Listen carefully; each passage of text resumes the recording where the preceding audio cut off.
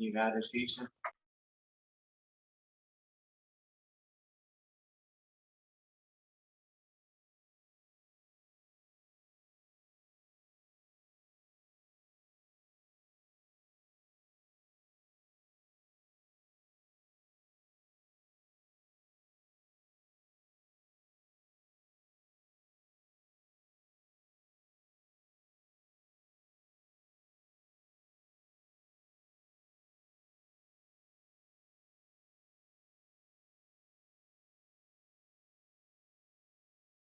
Okay. Yeah, we had a short share last time, so we got up to the end of Yud base Amud base. Yeah, in base of Amud base. Basically, we had a series of cases. About when someone, buying land next to property that is going to be divided up, and the question is, the demand or the ask is that he'd like the property to be continuous. And the basic kind of line of the Gemora is that there is something to discuss and to argue about if you can demonstrate some material advantage, right, in denying him that opportunity, if that makes sense. An advantage to him and no disadvantage to the other. Yeah, if it's a total advantage to him and completely, and you can prove that there's no there's no viable advantage to yourself. There's nothing that we can consider significant in terms of an advantage to yourself. Then you can't prevent him doing it. And that was really the final case where you had two lands on one stream. So they're both supplied by the same water source. There's no difference between the two pieces of land. Rav Yosef says in that situation, Kofen Amidas Sado, right? Kofen Amidas Sado. Because this whole idea of I'm benefiting, you're not losing anything, you can't do anything about it. Abai still tries to argue that he can sort of claim, well, no, there's a benefit to me if you have a land here, land there, and I'm in the middle. I deliberately split up your land so that you have to be mapish barisi. You have to get extra sharecroppers. The way they used to do the land. Basically, you work the land and you get a certain share of the crops, whatever, because then my land is protected because there are more people around. But the Gemora says, halach is like Rav Yosef, because fushi arisi la milsi. That's not a significant claim. You can't argue. That's not a valid claim to be able to say that this is you haven't got any right to do so, to argue that. Yeah. So now the final case. I think we've had 1, 2, 3. Yeah, the fourth case is that's the very last one before the next sugya. Top line of the next, literally right at the top of the next summit, actually. If you have one side that's this canal, this nagar, which seems to be a man-made canal that you dug to bring the water from the river, and the other side is a river, then the Gemara says, Palgin lo b'karnazol. Then you divide it up in corners. So there's a question exactly what this means. Let's learn Rashi's pshat first, and we'll see how Tosfos understands it. Rashi says, again, top of the Amud, you've got a field of two brothers. Sheyesh nahar al pnei mizrach, v'nagar al pnei tzvona. Have you got a picture there? Yeah. I think it's even in the old-fashioned Gemaras we have pictures here. Yeah. You've got a canal on one side, and you've got the nagar on one side, and you've got the nahar on the other side. On the northern side, so the east and the north, like that. The east is the Nahar and the Nagar is on the north. So the question is basically, how do you divide it up fairly? That's really the question. That's the question. It's not here. Here it doesn't seem to be talking about someone arguing that he's bought a field next to it. It doesn't seem to be talking about that he's got a field next to it or not. It's simply how do you divide it up in fair portions. That's how the Rashi seems to understand it. Rashi says, the river is better than the canal. The river is a better water source. It's more reliable, and whereas the Nagar can dry up, the man-made canal that brings the river. They would have fish in the river, probably, yeah, as well, I imagine. The canal might have fish as well.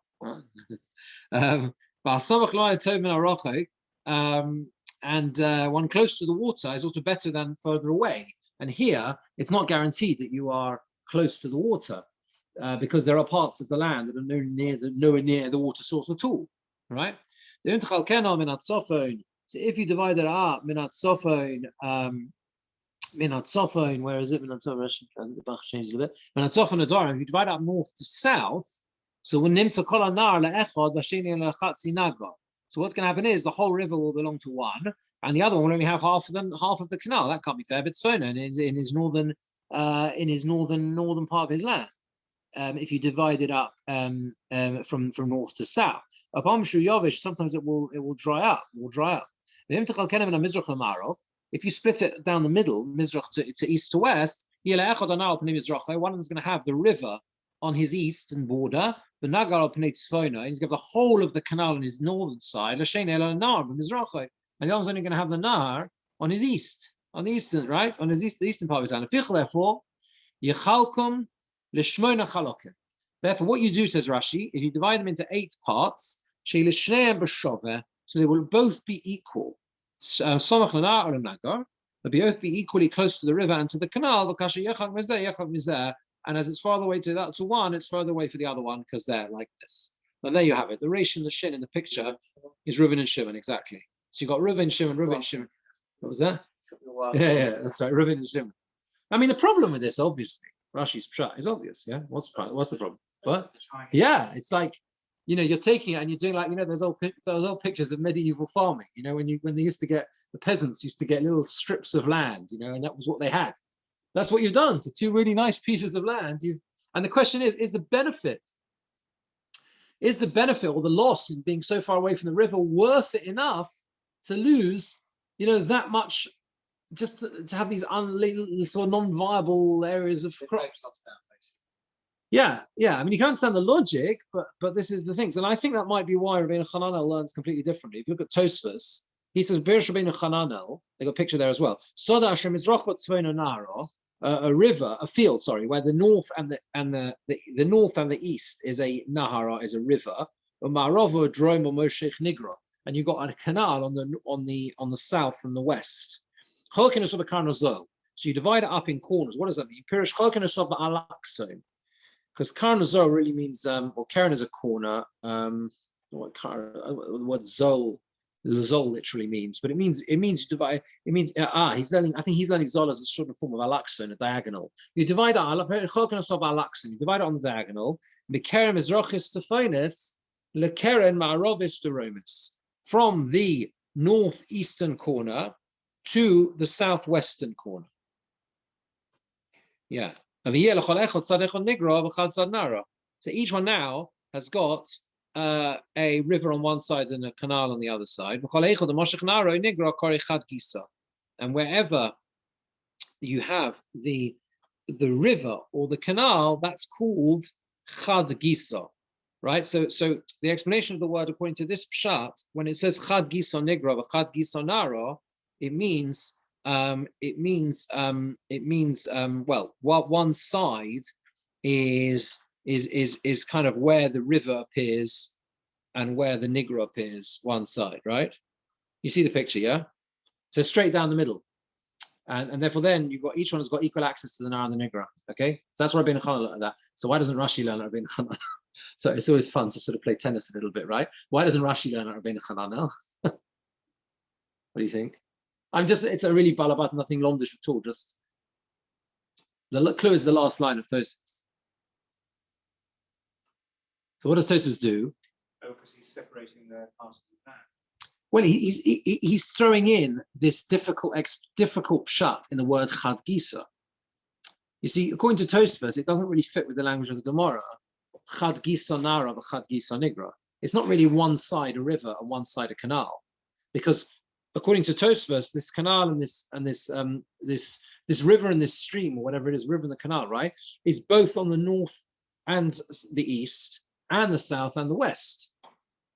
So Rashi's pshat is much better in terms of the actual language of the Gemora, right? Chad Gisa means one side. So Rashi's picture is clear. One side is a river and one side is a canal.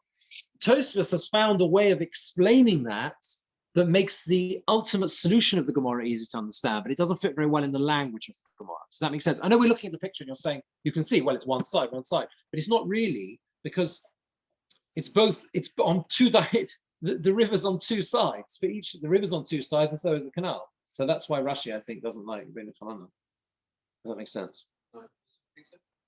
I'm just simply saying, why is it that Rashi brings this difficult pshat where you divide it up into corners? And that's because he's stuck with the word chad gisa, one side. The Gemora says there's one side a river, one side a canal, right? So the way to understand that logically is as the picture is in Rashi. There's literally one side a river and one side a canal, right? Whereas Tosfos has found a way of explaining it that it's a kind of curving river and a curving canal. You see the picture, right? That goes round on two sides, but it's difficult to fit that into the phraseology of the Gemora. Chad gisa, one side. That's what. Maybe Rashi's just applying to that. Obviously, it's never going to look like that in reality. So you've got to just find a way of splitting it fairly. Yeah, I mean, that's right. There's nothing you could do. Rashi's saying that must be what the Gemara means, and that's the only way to do it. Exactly. The only way to do it is to split it in that way. Even though, ostensibly, you would say that most of them are not going to want it, right? They're not going to want it like that. But nevertheless, that's just the way it sometimes has to be. Right. Okay. So now, let's carry on the Gemara. So now the Gemara said, the Mishnah says, you don't divide up the truckling. What's a truckling? Truckling was like a palace or something. Yeah, it was like a palace. Well, different types of buildings. Truckling. There was a truckling, a muron, and a shovach. There's different types of large buildings, palaces, whatever. A shovach, a davkot, talis, a merchatz, a bar, all these things, a whole long list. That's what Mishnah said, right? There has to be, that's the principle we worked on. You can only force the other guy who owns it with you, who jointly owns it with you, to divide it if there's sufficient for each of you. Yeah, you remember that was in the Mishnah, right? That means I can't force you. We jointly own something. Let's say we jointly own a talus. So I can't force you to cut it in half unless there is sufficient for each of us to use it as a talus. I don't mean a talus like a talus, I'm sure. I mean a talus like as in Shnai Merchim talus, right? It's a garment, yeah, or it's a cloth or whatever it is. So there only has to be enough. There has to be sufficient to be beneficial to both of us to be able to use it.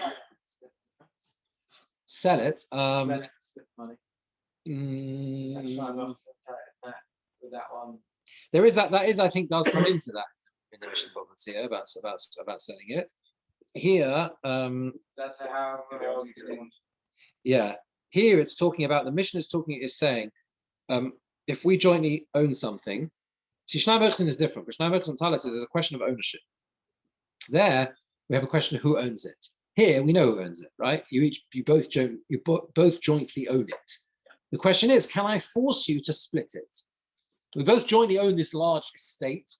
Can I force you to split it in half? Well, only if there's sufficient to be a house for you and a house for me or whatever. That's the deal. Yeah. So now the Gemara deals with a really interesting question of what are your options? Okay. So what are your options? There's a very logical flow to the Gemara now. The Gemara's question is simple. If there's not enough, okay, so there's not enough. It's not large enough to split. There's not a large enough garden or field to divide up in two, whatever, right? So the question is, here actually, it's blowing. Difficult to talk over it. The cold air. I will shift the camera as well so we can all hear. Yeah, that's better. Like I'm in a bit of a wind turbine. So, okay, so. Okay, so do you understand what I'm saying? So the question is, you don't have enough for each of them. So the question is, are you allowed to, what are your options? Can you force the other guy to divide or can you do something? So, what can you do? You want to split and he doesn't. So Rav Birnbaum says, it's dinner the goat or goat. In such a situation, the law of goat or goat applies. Now, this is a fascinating question. Go to Ogud means you can present the other chap with an ultimatum. And that ultimatum is, you pay for it or I'll pay for it. I want to split with you. I don't want to be partners with you. I don't want to share this field with you anymore. I don't want to share this house with you anymore. I don't want anything. But I understand there's not enough for both of us to share it. So you set a price or I'll set a price. Goad means to fix a price. Yeah, if you look at Rashi, he says the one who doesn't want to split, you fix a price. And you buy me out, right? Or I will fix a price, and I will give you for your portion. I don't want your partnership anymore. I don't want to partner with you anymore.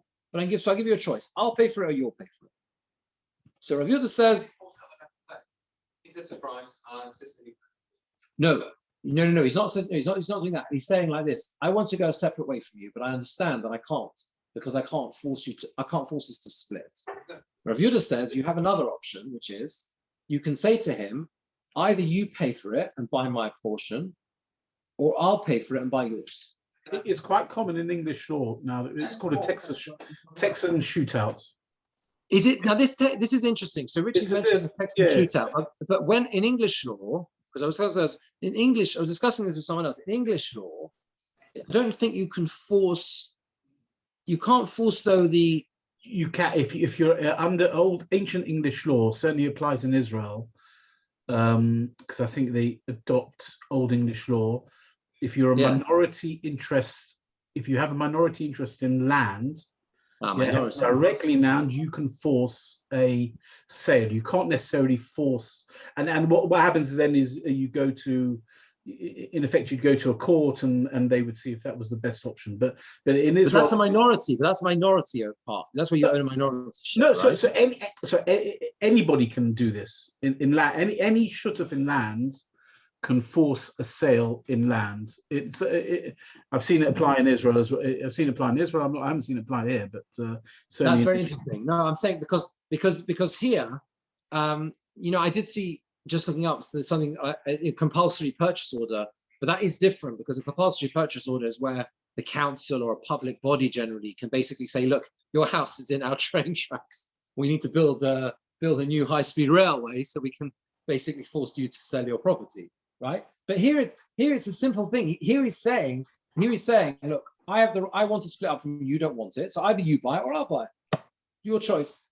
It is very common in joint venture agreements for that. that. Buy it. You can sell it. You don't want to buy it, sell it. You got a choice. Well, that's the thing. That's well, that according to review. I'm going to review the way. There is a problem with it. We'll see in a second. Right, so this is the question. So one second. Right, so hold on a second. We'll come back to that in a second. Let's just see the dissenting view. Rav Nachman says no. Right? Leistin, Rashi says, because the other one can say, I'm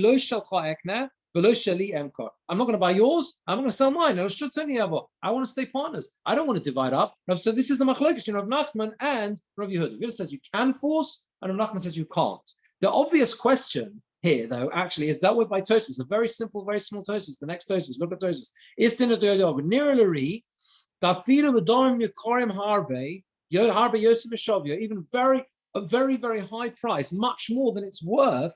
Yochalomalo agoda agod. He can say to him, you buy it or I buy it, even a very high price. The Ritzbah says that can't be. Im came, because if so, they changed the gears a little bit. If you got a note there, probably. Kol osher yisalik oni shutfo. Every wealthier guy is going to remove the poorer guy, the poorer partner. Yes, b'davar she'ein bo din chalukah, in a situation where there is no din chalukah. Alidei ilui domim, right? Whatever, by putting up the price. That's fine. He sells at a high price. Yeah, but that means you're always going to be able to force it. That means never say.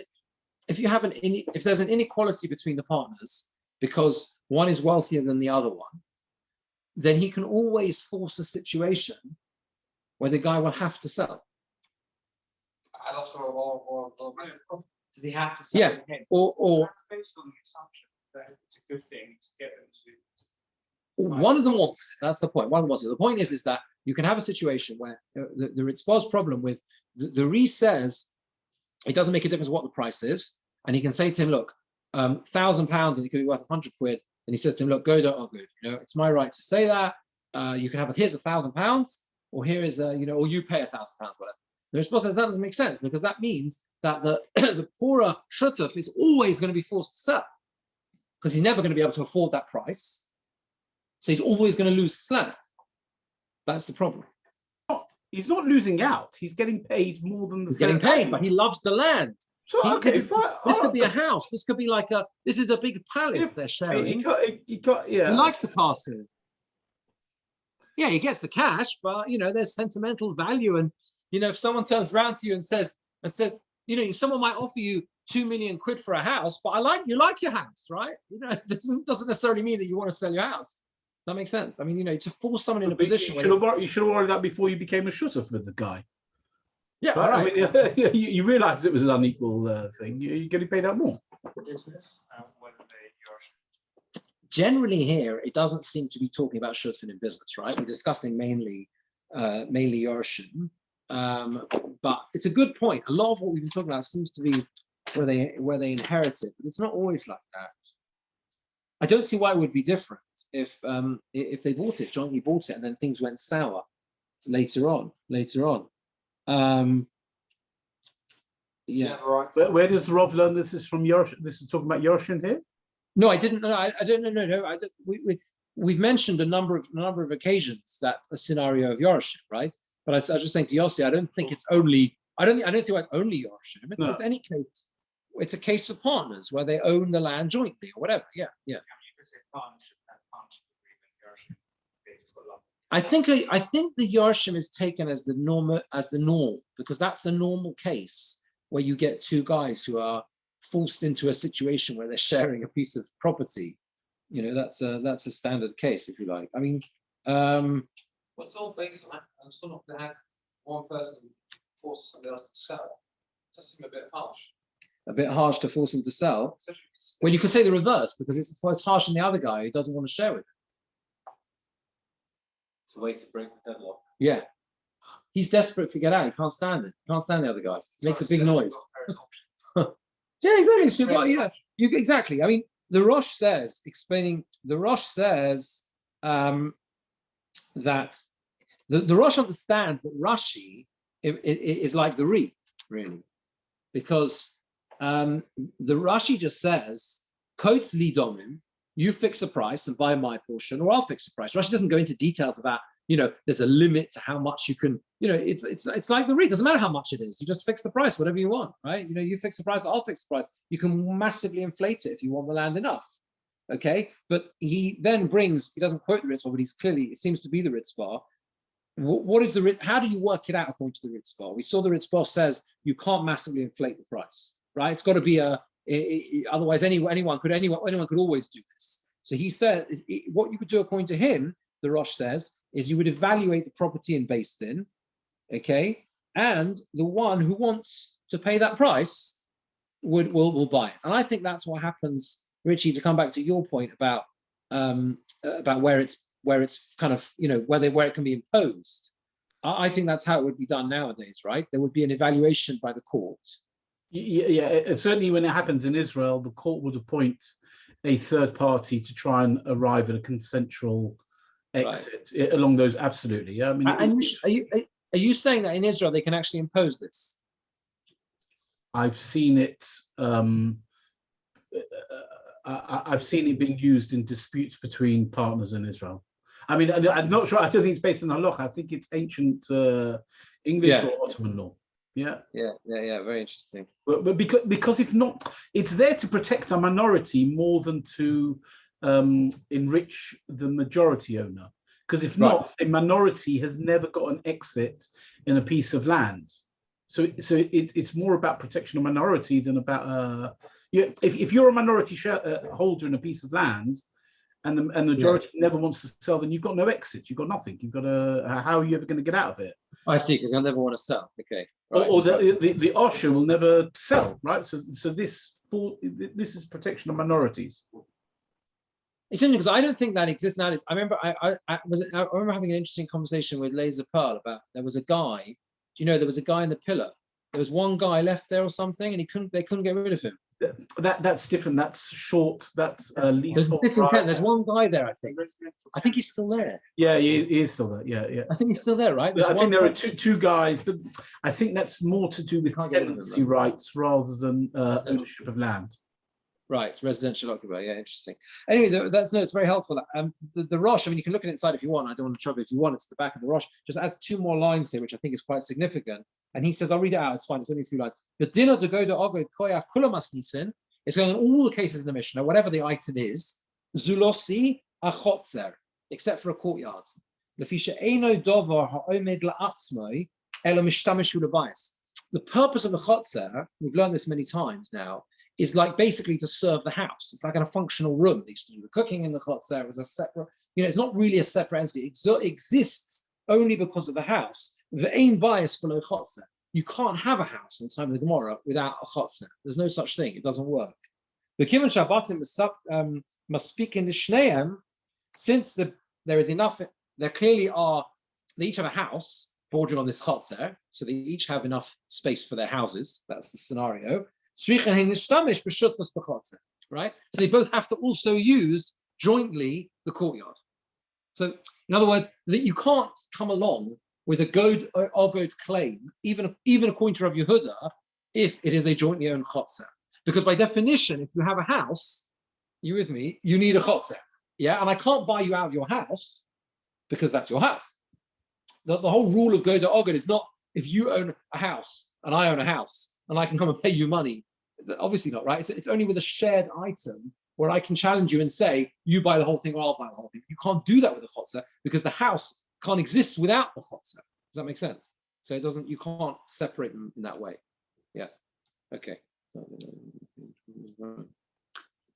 So now the rest of this sugya, going sort of 2/3 of the way down the next Amud, is basically trying to work out which of these opinions are correct. Rav Nachman or Rav Yehuda, they're both going to try, and we're going to try and bring supports for either side of the argument. Amalei Rav and Rav Nachman. So Rav said to Rav Nachman, according to you, who says that there's no halacha of going to argue that you can fix the price, this challenge that you can let him pay for it or you pay for it. So you have a firstborn of Bechor, and you have one who's not a guy who's not a firstborn, a secondborn, or a thirdborn, or whatever. And their father left for them Eved ubehema tumea, a servant or a non-kosher animal. Ketzad osin. What are they going to do? What's the solution? You can't cut it in half. Okay, you can't cut it in half. And so if there's no rule of go do ogod, you're stuck with a purchase or with a Yerusha. You see again why Yerusha is the obvious case this would happen, right? The father left a servant, very nice. But I might live on one side of London, you live on the other side of London. If I can't push it, if you say to me you don't want to sell, you want to keep as a shutfus, I'm losing out terribly. Why does it talk about Bechora Poshet? So Rashi says because that's the case when it's going to be most complicated to divide it. If you think about it, right?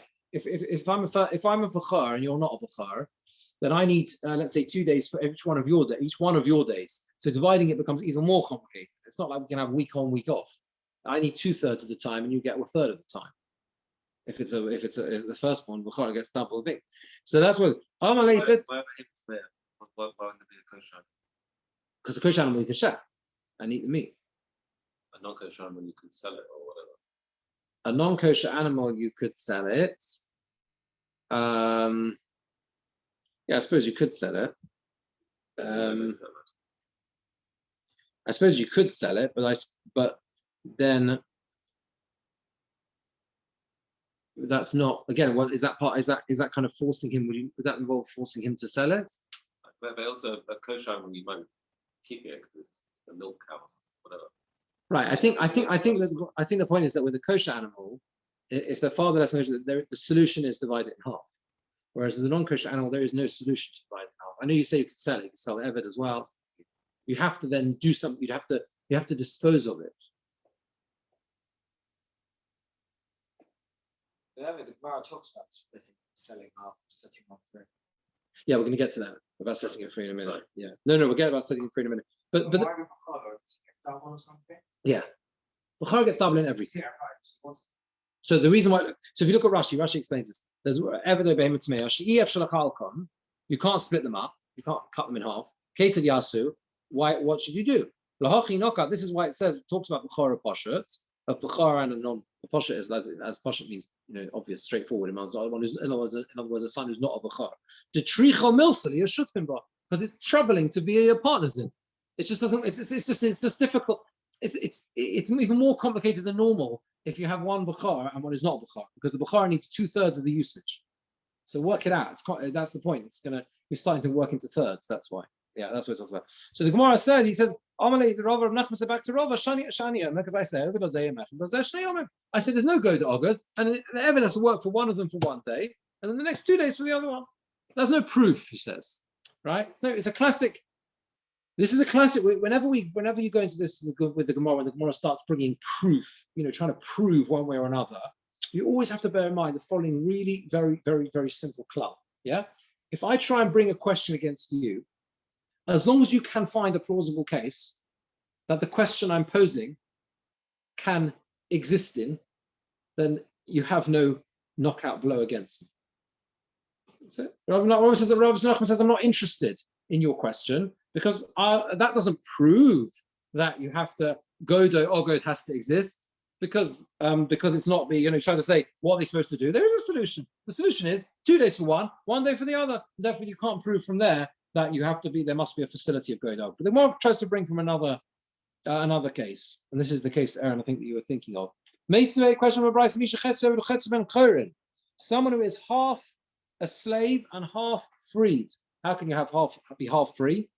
Well, you've got two owners, for example, where you're freed by one of them frees you, and the other one doesn't. Yeah, it's jointly owned eved. It's freed by one of them, one of the masters. Over this Rabbi Yomechad, Basil say he serves his master for 1 day and he works for himself the next day. He gets Monday is a working day, Tuesday's off, Wednesday's a working day, Thursday's off, etc. Right? That's how it is.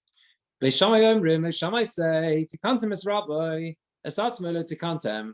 Very nice. You found a solution for his owner to have his work that he's entitled to for his half ownership of the Eved, but you've left the Eved in an impossible personal situation, an impossible personal predicament. Yeah, Lissa Shifcha Inu Yochel. He can't marry a maidservant because he's half free. An Eved cannot, Ben Chorin can't marry a Shifcha. Lissa Bas Chorin Inu Yochel. He can't marry a freed person, a freed woman, a regular Bas Yisrael, because he is an Eved, or half an Eved. Yibatel, tell him to not get married at all. That's not an option. The world was only created for Pir of Rivya. Shnei the Prophet says, Lo so bara, la sheva sitzara, didn't create it for emptiness, we created it to be settled. The world was created to be settled. And therefore, it's not possible to say, oh, he should just live a celibate life. So what are you supposed to do? Ella, rather, what you have to do is, I think it's what he gets in. There's in the fifth parak of Gittin, it gives lots of tikkun ha'olams. And tikkun ha'olam, because to solve this problem, in other words, for the world, it's necessary to do so. Kofinis Rabbi, we have to force his owner, but Osner so ben chorin, and you force the owner to make him free person. And they write a document on half his value, so that he has to have an IOU. That he owes the master half the value, if that makes sense, right? Because he's got to pay. The guy owns. He's got to pay his way out. So he'll have to earn the money. The Chosr Beis Shammai. Beis Hillel in this case unusually went and they agreed with the words of Beis Shammai. They agree with the words of Beis Shammai, right?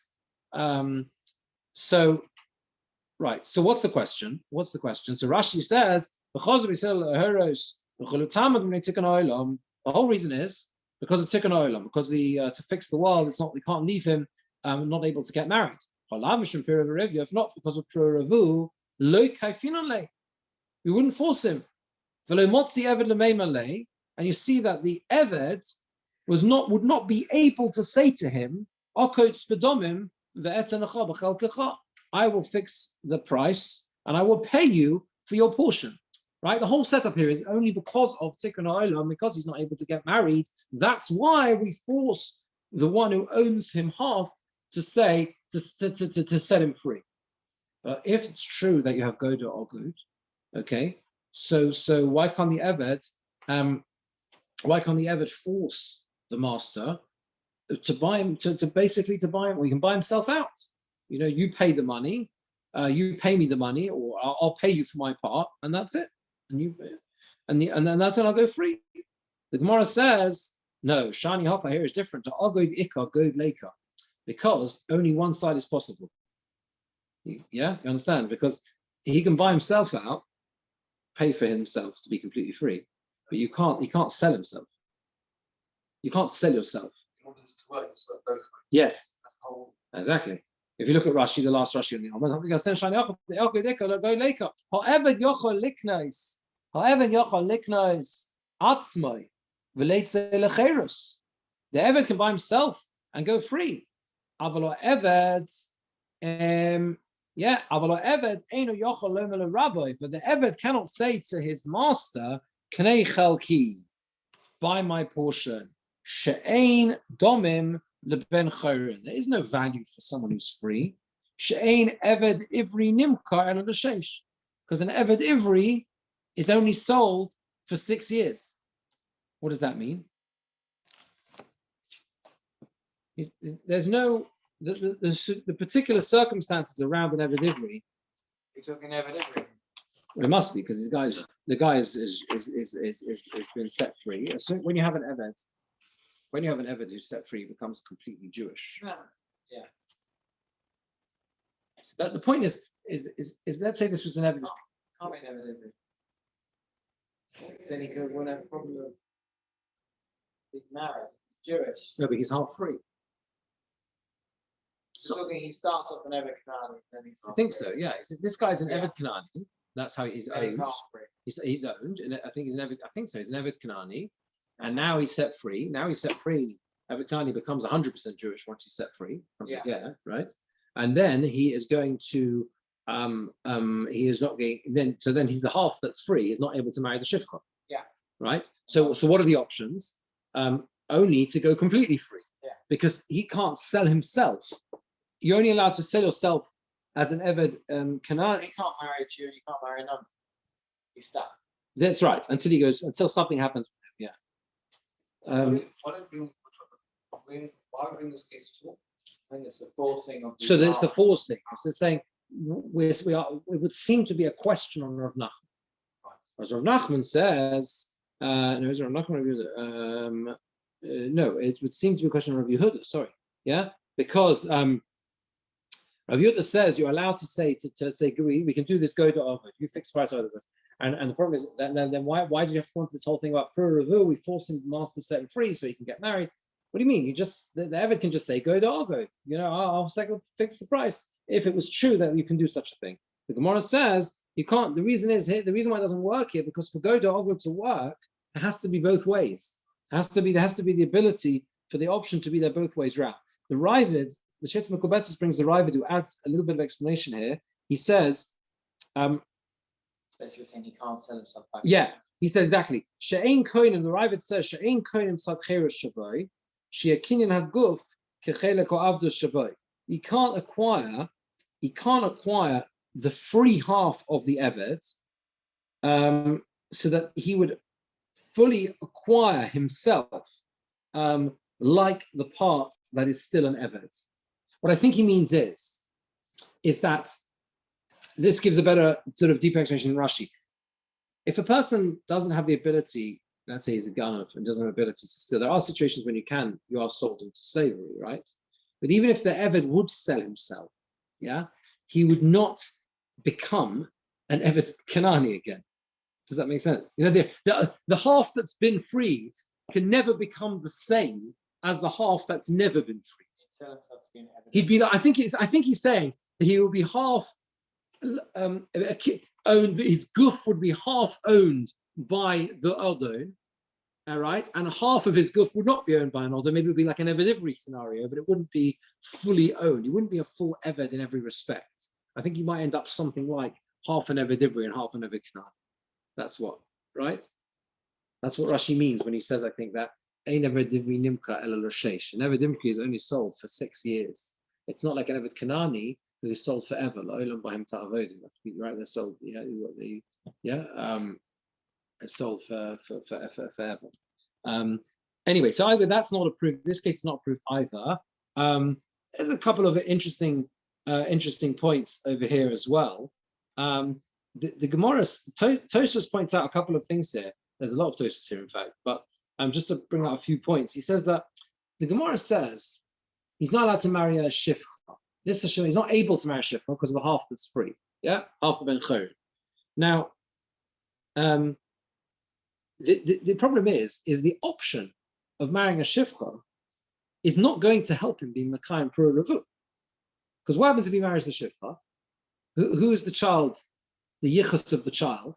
The yichus of the child is after her, is the mother. No, don't forget the owner, just the mother. The mother's a non-Jew, the mother's a shivcha. The child is after, there's no yichus there, halachically, between the father. If the Eved marries a shivcha, the child is entirely halachically hers. There's no relationship with the father. It doesn't follow the normal, the yichus of the child is entirely after the mother in that case. Yes. The pedigree, the yichus, the who you did. So therefore, what does the Gemara mean? This shivcha yochel, he can't marry a shivcha. As if he could marry a shivcha, that wouldn't help. That wouldn't be pura revu. Why? Because it's no relevant. It's not related to him. The child's not related. He has fulfilled his obligation. No, there's nothing to do with him. The child is completely. When it comes to it's a Gemara quotes a Gemara, quotes one but you can see inside. It's a short toast. Can you see that? It's the second wide line, which is the widest lines in Tosfos, right? Where yeah. Even though it says Nabali Vimtoi, we always taught, right? Afal Gav in Tosfos begin like that. You know, that's a question, right? This is the lovely thing about Tosfos. You know all the tricks, right? Even though it says Nabali Vimtoi, Da'akol Moedim Be'eved She'ino Chayes V'lo Kaim Pir V'Rivya, everyone agrees that an Eved has no yichus, right? And he has not fulfilled Pir V'Rivya. V'chinami in Yisro Shifcha Lo Kaim, he's not going to fulfill anything. Given Shavlad Misyachis Achareho, the Vlad is entirely after the mother. It's nothing to do with him. So saying the option of marrying a shifra doesn't do anything halachically. It doesn't fulfill any mitzvahs. There's no pir rivya. But after Shevas lokan, much more to Shevas toilet pir rivya. You notice that the Gemara doesn't quote the pasuk of pir revu. Did you notice that? That's only for Jews. Right. So the question is, why does it not quote the pasuk of? Why does it not quote the pasuk? That's actually the next verse. Pardon? No. The answer, Tosfos, and the next Tosfos gives the answer that basically you just gave, right? Why does the Gemara not quote the mitzvah puravu? The answer is because Losheves Yitzara, the mitzvah populating the world, that even applies to the tzad avdus, the slavery side of the Eved. Okay? There's two mitzvahs. This is the whole sugya pura very interesting this way because you've got the mitzvah puravu, which is one of the to create Jews. it's a mitzvah. No, it's not. Well, it's not what kind of mitzvah. That mitzvah was only given to Klal Yisrael. But it's something that's mentioned. Gracious. That's the question. What are you going to do about that? How can you say it's only like for a universal law? right? Pura revu is given to Adam Arisha. So the answer, as far as I remember, is that mitzvahs which are stated before Matan Torah and are not repeated after Matan Torah, if I'm not mistaken, are only for Klal Yisrael.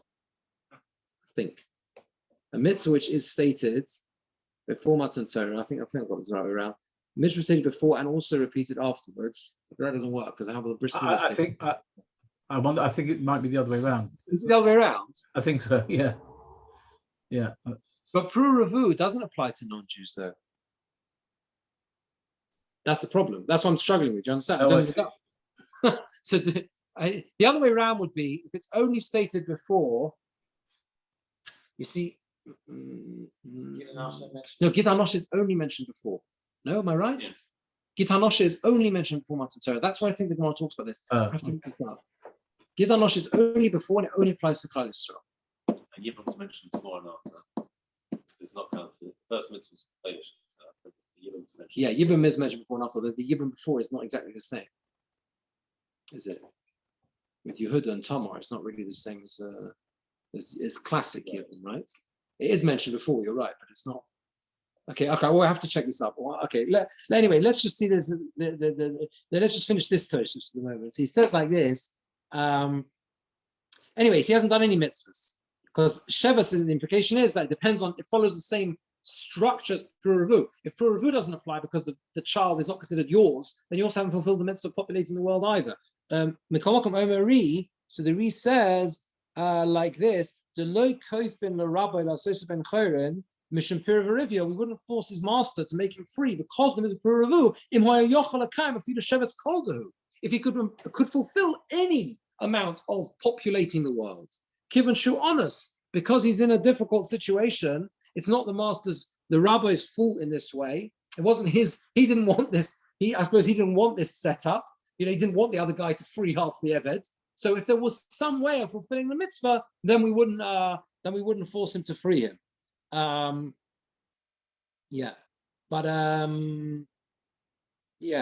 Isn't it, when it's saying the period, is it talking, I don't know, just the world is there to be populated rather than his obligation then? Are we saying it's his obligation to do?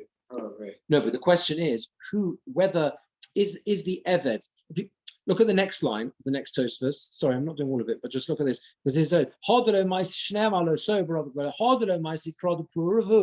why doesn't it bring? We got it. Why doesn't it bring the possible Puravu? Can you see where it is? Yeah. It's 1, 2, 3, 4, 5. It's the beginning of the 5th line down where it's the widest lines of Tosfos. You see that?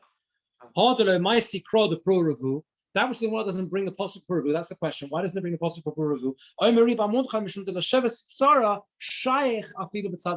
Because the idea, the concept of populating the world is universal. Even the Eved side, right? Even the Eved side has that mitzvah, if you like, or that concept, the idea of populating the world. That's how it is. Okay. I mean, he brings a fascinating thing. He brings a few lines later on in Tosfos. He brings the re. This is if you look 3 lines later on in Tosfos, just skip to where it says Veri at the end of the line. Can you see that? The re. Sorry, I'm forcing very small print. It's late at night. Veri. Can you see that where it says Veri at the very end of the line? 3 lines later. The re mafarish, the re explains the lekachlo nokat prada puravu. You know why? He gives another reason. You know why it doesn't say the posuk of puravu mishum to potter humi oso mitzvah. Given you honest, he is now exempt from this mitzvah. He's an onus. He can't marry anyone. He's half an eved, half ben chur, and he's stuck. There's no way of fulfilling the mitzvah puravu. Or kadeshi yischayv bar so that he should be obligated in it. Lo kafina l'rabba l'asusu ben churin. You don't force his master to free him to make him obligated in a mitzvah that he's not currently obligated in. Dim came because if we would do so, you've destroyed the whole concept of Eved. We should force all masters to free their servants. They should become obligated in all mitzvahs. Do you understand? If you go down the route of saying, hold on a second, you're stopping this guy doing mitzvahs, well then there should be no avodim, because every freed eved becomes chayav in all mitzvahs. That's halacha, right? You have an eved kanani. There's a special gerus that he undergoes, become chayav in mitzvahs ke'isha. Yeah, he's becomes actually released as well. Well, there's a laughter release. Somebody becomes chayav in mitzvahs ke'isha, right? Eved kanani, right? Yeah. Becomes obligated in mitzvahs seishula as man groma, like a woman, right? As soon as he's freed, he then becomes mechuyev in all mitzvahs. So that can't. Clearly, we can't force his master to make him free to become obligated in mitzvahs. But Jewish side. Well, no, that's the point. We're not. If there was, this is the thing. Even the non-Jewish side of it. Look at that's the next one. You know why it talks about this possibly in Shayo that the world was not created for emptiness? Mishum because, right? Shemashma. Mitzvah rabba, because it implies a huge mitzvah. That's why we force his master to set him free. We would force the master to set him free. In other words, like this. He's not currently obligated to prove.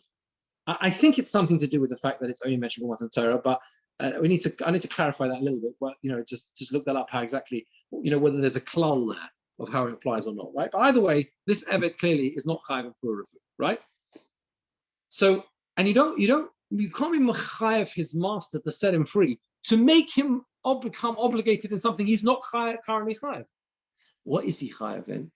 There's an overarching concept, idea, mitzvah of this posuk in Yeshayahu. The world was created to be populated. It's a fundamental aspect of human existence.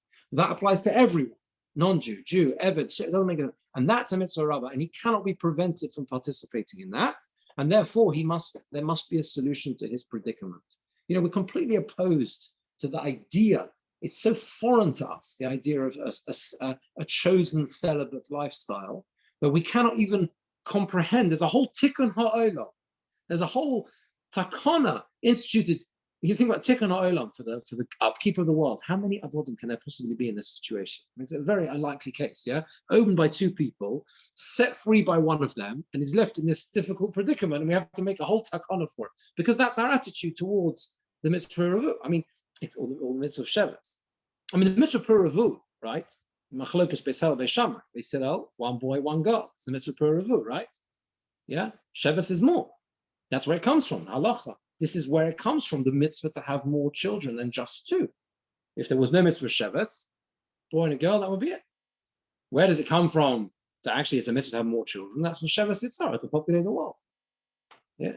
This is where you get a clash of Jewish values with current in vogue non-Jewish values. I wrote an article about this a while ago and got bad letters in response from the liberal left press, not from the press, the liberal left writers, because I basically wrote that the Jewish value, Judaism sees a value in large families. You're going to come to me with claims against overpopulation. That's a value we don't subscribe to. It's as simple as that. Yeah. What do you think? You can't just stuck on it to like honest. How would you? Oh, what do you mean? You got to find a solution? Yeah. What would you suggest? That's an interesting point. The difference is that she's not obligated. There's no chiyuv on a woman to have children. I know that sounds bizarre, right? But the mitzvah is only on a man. Why is that? Yeah, the suggestion is that even though obviously it's a bit of a circular argument in the sense that it's clearly necessary, even in modern scientific terms, right? There clearly is a need for a woman to have children. But the point is that the Torah doesn't put a mitzvah on someone where the only way to fulfill that mitzvah is through a significant amount of pain. And that's where the mitzvah is not on her. And danger as well. Yeah, that's the suggestion after. Okay, does the Sefer Chinuch bring that? I remember seeing it somewhere like that. I can't remember. But anyway, that's the reason that's given. But actually, there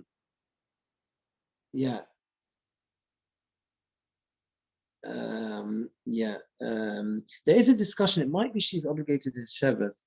You see that the bit of the Toras that we left out actually deals with this point. He says, right at the beginning, the second line in that Toras we're in, half a shif and half a bascher, and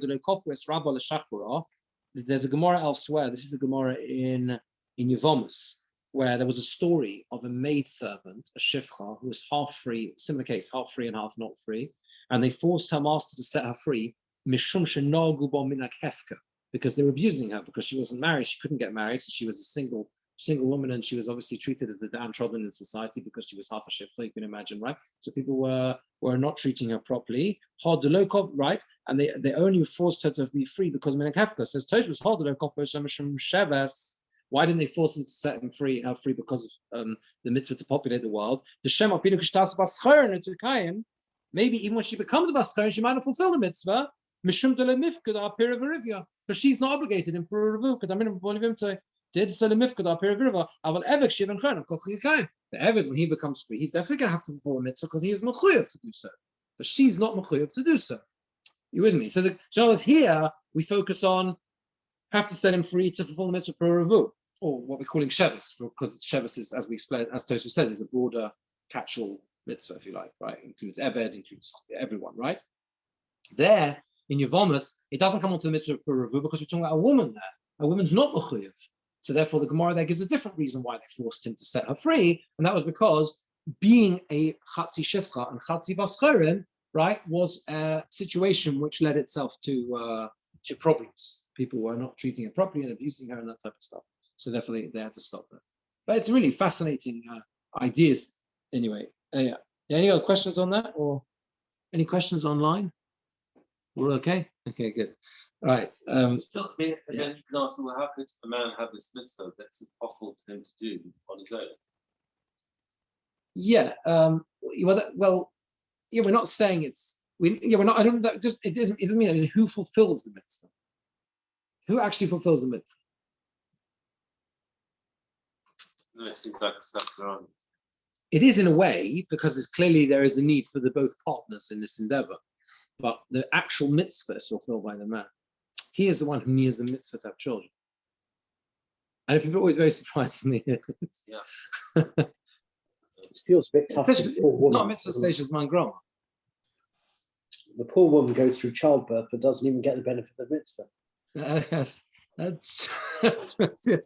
yes, that's well, yeah. It's not that she doesn't get the benefit of the mitzvah. It's just that the actual chiyuv devolves upon him. Yeah. So if a single man without children marries a divorcee or a almana who has got children, Has he got children? he doesn't have children, so he would have a chiyuv and she doesn't have, and she could turn around and say, I don't want to have children, there's nothing you can do. But anyone he marries. Yeah. No, but he's got chiyuv, so she can't presumably she can't say that to him, right? Yeah. I mean, it would be. I mean, that would presumably. I mean, we call off handle the sugas in ksubas, but that presumably would be one of the grounds for divorce, right? If a woman refuses to facilitate him to have children, to fulfill the mitzvah, then yeah. But I do see why it's a difficult concept to get your head around. What was that? I never thought about that, and the reason is because you're causing her to have pain. I think so. From memory. I think so. Yeah, that's right. And what was that? And there's the concept also of a woman naturally wants to have children. A man needs the obligation in order to turn. So grace doesn't actually specify.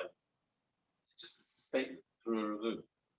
Yeah, but So therefore you're saying the mitzvah is given to her. I think. No? I have heard that as well, Rabbi. You heard that? I did. Yeah. Sorry. Yes. And that's also, I think, applies to the issue of a donor, a live donor for a kidney. That you can never make someone chiyuv to donate a kidney, because the Torah would never mandate you to go through something which causes you suffering. Yeah, that makes perfect sense. That's right. You can say it's a big mitzvah and everything else, but to say it's actually a chiyuv when you're placed in that particular situation, I think that's what I've heard in mind. That's what I've heard, and I think that seems to be explanation here as well.